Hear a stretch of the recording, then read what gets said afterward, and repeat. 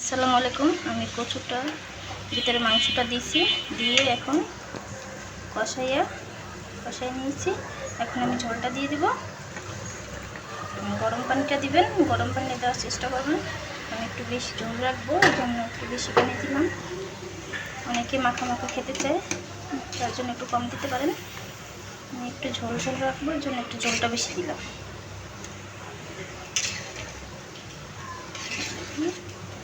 দিয়ে নাড়াচাড়া করে আমি ঢাকনা দিয়ে রাখবো।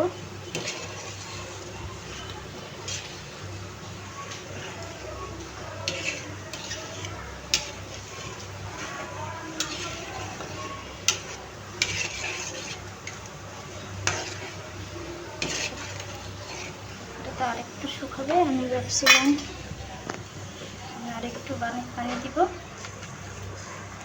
দিয়ে আমি ঢাকনা দিয়ে দিব। ঢাকনা দিয়ে আমার এটা হয়ে যাবে। আচ্ছা,